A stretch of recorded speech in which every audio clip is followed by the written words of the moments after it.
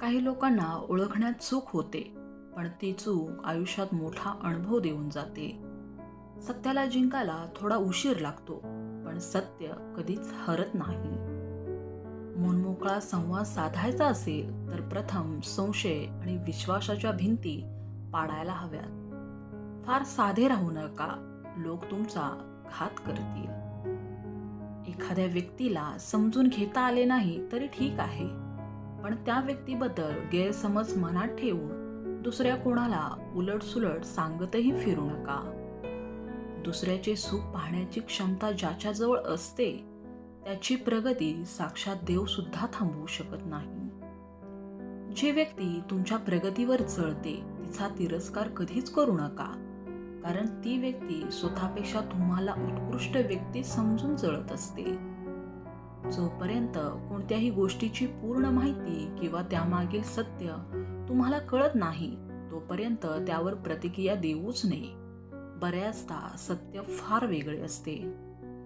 अतिविचारामुळे आपण आपल्या आयुष्यात काल्पनिक समस्या निर्माण करतो, ज्या अस्तित्वातच नसतात.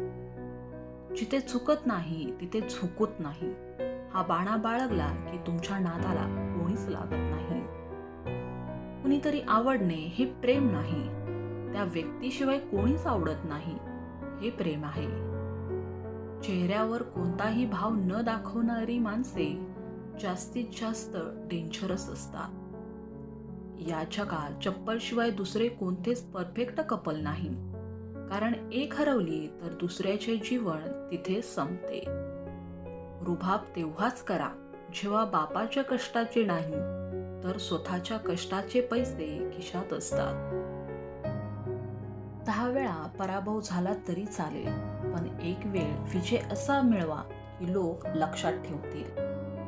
शारीरिक ताकदीपेक्षा मानसिक ताकदच माणसाला सशक्त बनवून लढण्यास प्रवृत्त करते. आयुष्य हे वन वे सारखे आहे. मागे वळून पाहू शकतो, पण मागे जाता येत नाही. म्हणून प्रत्येक क्षण आनंदात जगा.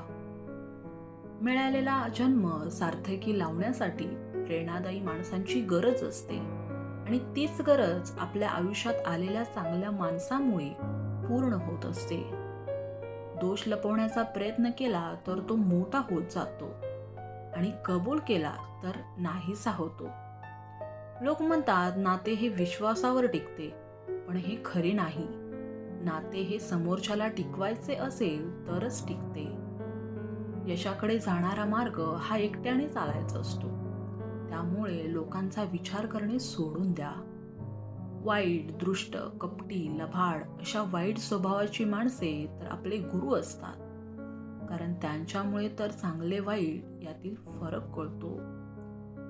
जास्त इच्छा नाही, फक्त आयुष्यातील पुढचे पाऊल मागच्यापेक्षा चांगले असावे. पदरी अपयश आले की कोणीही फारसे संबंध ठेवत नाही. जर का यशस्वी झाला तर नसलेली नाती सुद्धा बोलती होतात.